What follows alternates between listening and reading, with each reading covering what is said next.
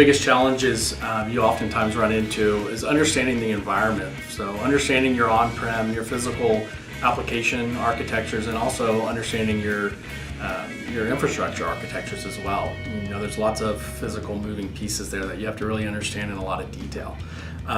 We recommend and execute application assessments and inventory infrastructure assessments that basically go into a great level of detail around, you know, application architecture, you know, what software platform they're using. At the same time, we look at the infrastructure from CPU, RAM, specifically how much disk they're using. Oftentimes, you know, disk migration and data migration into the cloud is one of the biggest long-running, you know, items that you have. And so performing these assessments ahead of time really puts together a nice roadmap for understanding how to move forward and building a plan, an execution plan.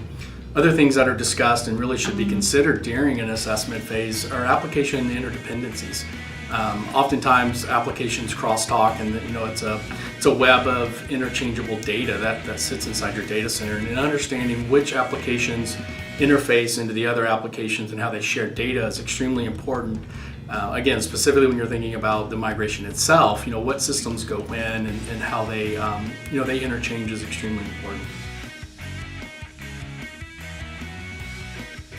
You know, when you think about building a project plan to execute a migration, you want to do it in a way that you can be successful, right? And you don't want to take a big piece of the pie all at once, right? So you don't want to take, you know, 500 systems and move them all to the cloud in one day. And so we recommend a very agile-based process where, based on your assessment, you build the interdependencies and you pick a group of systems or applications that you can migrate and manage within a 1 week sprint. And so we recommend using 1 week sprint cycles where you spend the first couple of days of the sprint actually doing the migration. This would include the data replication into the cloud, as well as the infrastructure and application migrations into the cloud.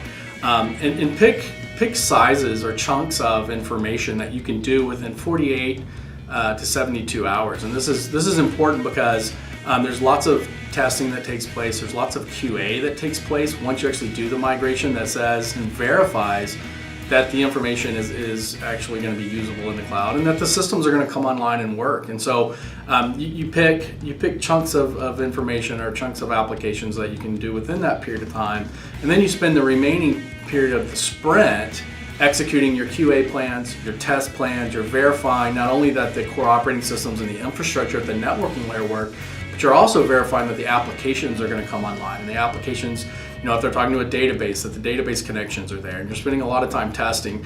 And then finally, when the infrastructure team is kind of complete, then you're going to go in through a detailed user acceptance testing. And so we recommend that you leave 2 to 3 days at the end of your sprint cycle to do nothing but testing.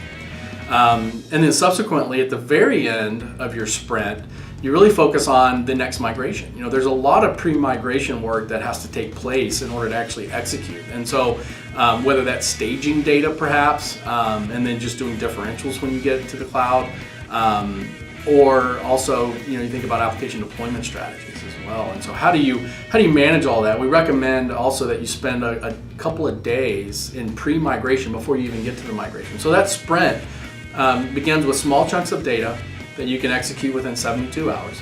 It includes detailed testing and user acceptance testing. And then it also includes pre-migration planning and execution for the next migration wave that's going to start in the next week. And so that's really how we plan our sprint cycles. And then really how many sprint cycles you have just dictates how much how much infrastructure are you really trying to migrate to the cloud. You might have a couple of 3 sprint cycles. You might end up having dozens of sprint cycles. And so when you think about large data center migrations, 500 servers or plus, really what you're looking at are 10, 15, perhaps even 20 sprint cycles to execute successfully.